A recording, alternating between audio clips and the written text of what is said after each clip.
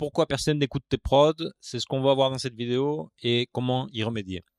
Alors, là, ça t'arrive peut-être d'avoir une chaîne où tu publies des vidéos, des type beats par exemple, et tu fais pas de vues, ou alors tu fais des vues que sur certaines vidéos, et tu vois, tu as des vues, tu as des courbes de vues, des statistiques qui montent et après qui descendent, etc.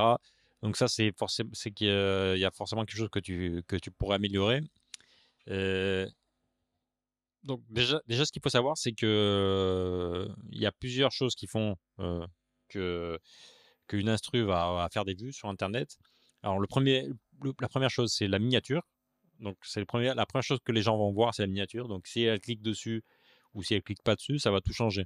Même si l'instru est terrible, si la personne ne clique pas sur la vidéo, elle va jamais savoir que c'est terrible et elle va pas la regarder. Tu vois? Donc ça va pas faire de vue. Et pareil, si elle fait la personne, la miniature est bien, mais la personne clique dessus et elle écoute un truc tout pourri, ou alors qui a rien à voir avec ce qu'elle voulait écouter, euh, pareil, ça va impacter sur les recommandations de YouTube. Et au final, voilà, YouTube va recommander au début ta vidéo et s'il voit que ça marche pas, il va arrêter de la recommander. Donc c'est important. Il y a trois choses importantes: la miniature, le titre et après le contenu, le son. Donc c'est ce qu'il faut travailler. Au niveau des miniatures, il faut s'inspirer à voir ce que font les autres, ce que font les beatmakers qui font des vues. Euh, et essayer de trouver aussi euh, un branding, une image que les gens te reconnaissent. Moi, par exemple, je vois des beatmakers, par exemple, qu'il y en a un qui met des gros titres avec sa signature, son nom de beatmaker en rouge, et c'est assez reconnaissable, donc c'est bien. Voilà, s'il y a des gens qui aiment bien ce beatmaker, quand ils vont voir cette miniature, ils vont savoir que c'est lui, ils vont cliquer dessus. En trap américain, par exemple, je vois beaucoup de chaînes qui font beaucoup de vues, qui ont juste une photo de rappeurs, tu vois, ou alors des photos de n'importe quoi, de pistolets ou de bijoux, de Rolex, machin. Et voilà, en milieu, avec des bords noirs. Et ça fait beaucoup de vues aux États-Unis, en trap américain. Donc il faut analyser ça. Il faut analyser ce qui marche et après faire à ta sauce. Et donc ça, c'est le branding en fait. Le branding, c'est créer ta marque, créer ton design, que les gens te reconnaissent. Il faut que ce soit des miniatures aussi qui attirent l'attention. Et pareil, le titre. Voilà, si tu vois que il y a des titres qui marchent, c'est-à-dire par exemple en France, si tu vois, je sais pas, Gims par exemple ou Booba, là c'est peut-être plus trop la mode Booba, mais voilà. Ou alors tu fais du type beat Booba par exemple et tu vois que ça fait pas de vue, voilà, c'est peut-être que c'est plus trop tendance. Donc il faut pas hésiter à voir ce qui se fait, enfin voir les artistes qui sont en train de monter actuellement. Tu vois, tu peux faire le même style que Booba, mais avec, tu vois, au lieu de mettre Booba, tu vas mettre SDM par exemple, tu vois, SDM type beat, etc. Pour attirer plus enfin, voilà, pour être plus tendance au niveau des recherches et faire plus de vues. Donc voilà. Et c'est important aussi d'être, voilà, si tu vas faire du trap, par exemple, pas faire sur la même chaîne de YouTube, pas faire du boom bap, voilà, tu vois. Faut pas mélanger les styles, pas faire de la drill avec du boom bap sur la même chaîne. Si tu aimes bien faire beaucoup de styles, vaut mieux créer une chaîne pour le boom bap, une chaîne pour la drill, etc. Ça va faire que, imaginons que tu as une vidéo qui commence à faire des vues. Si après la personne qui a regardé cette vidéo, elle va sur une autre vidéo à toi et elle voit que ça n'a rien à voir au niveau du style et qu'elle aime pas, elle va regarder la vidéo 2 secondes, ça va envoyer l'information à YouTube que voilà, que ta chaîne elle est pas bonne, en gros. Donc il faut pas faire ça. Si tu fais de la drill, voilà, il faut que toutes tes vidéos soient de la drill. Euh, Ça, c'est mieux en fait. Ça va optimiser parce qu'une personne qui aime la drill va regarder notre vidéo à toi. Si c'est de la drill aussi, elle va aimer. Donc elle va écouter plus longtemps. Voilà. Si tu fais de la drill et après tu passes à du Joule, la personne elle va rien comprendre. Elle va dire mais qu'est-ce que. Voilà. Elle va penser qu'elle est sur notre chaîne. Euh, donc voilà, les titres, c'est important. Il faut regarder ce qui marche. Il faut tester. Peut-être que si tu choisis des artistes très connus, genre Drake, bah, ça va être peut-être plus dur que YouTube te recommande, parce qu'il y a plus de concurrence sur YouTube. Pense que par exemple Drake, tu as tous les États-Unis et en plus tu as toute l'Europe qui fait des type beats Drake.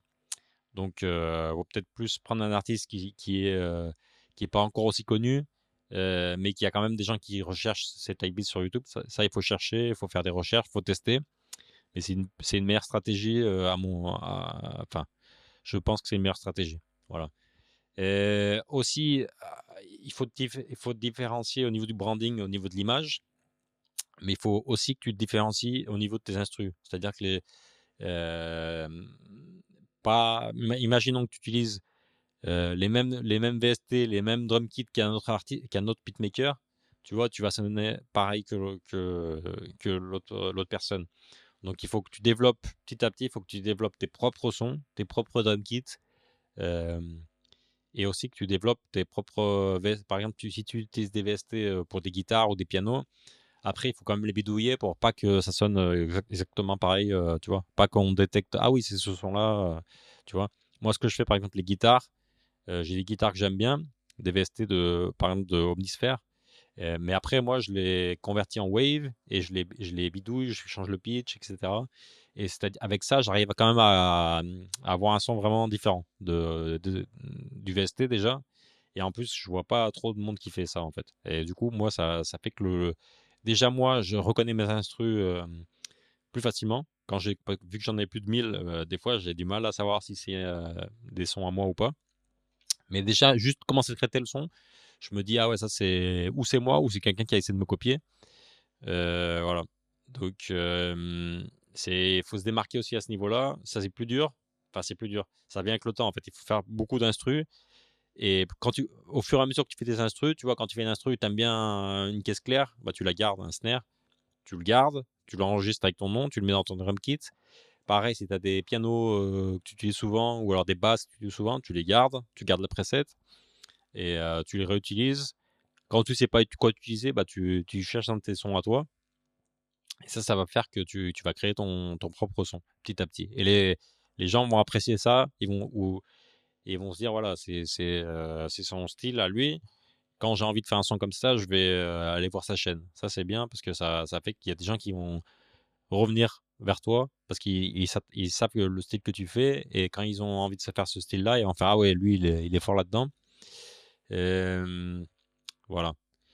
Donc moi, mon expérience, c'est que j'ai fait plusieurs chaînes. Au début, je faisais n'importe quoi. Je mettais plusieurs styles différents sur la même chaîne, ça marchait pas. Il y a un moment où j'ai commencé à changer. J'ai aussi commencé à avoir une image avec un logo, etc. À choisir tout le temps les mêmes titres, sur le même artiste. Euh, et là, j'ai vu que ça a beaucoup augmenté les vues. Et aussi, quand j'ai commencé à développer mon son, avoir ma propre identité au niveau du son, aussi, j'ai vu des gros résultats, quoi. Là, par exemple, j'avais une instru que j'avais uploadée sur une chaîne. Elle avait fait peut-être 1000, 2000 vues. La même instru, je l'ai re-uploadée après, quelques mois plus tard sur une autre chaîne, en changeant le titre, en changeant le type de type beat que c'était, en changeant la vidéo et la miniature. Et cette vidéo, elle est passée de 2000 à 250 000. Tu vois, c'était la même instru, donc c'était pas le problème de l'instru. Le problème, c'était que voilà, qu'elle n'était pas recommandée aux bonnes personnes. Mais tu vois, j'ai changé la miniature, j'ai changé la vidéo, j'ai changé le titre, et là, YouTube a compris à qui l'a montré, et la chaîne et l'instru, elle a tout pété, quoi, en gros. Donc voilà, moi je vous conseille de tester ça. Pas hésiter à regarder ce que font les autres beatmakers, les concurrents, ou même pas les concurrents, mais voilà, inspirez-vous de ce qui marche surtout. Ce qui marche pas, faut pas s'inspirer. Et donc voilà, commentez si vous testez certaines de ces techniques, commentez si vous avez eu des résultats ou pas. Et voilà, n'hésitez pas à liker, à vous abonner, ça va me motiver à faire plus de vidéos. Et on se voit demain pour une autre vidéo. À plus, ciao!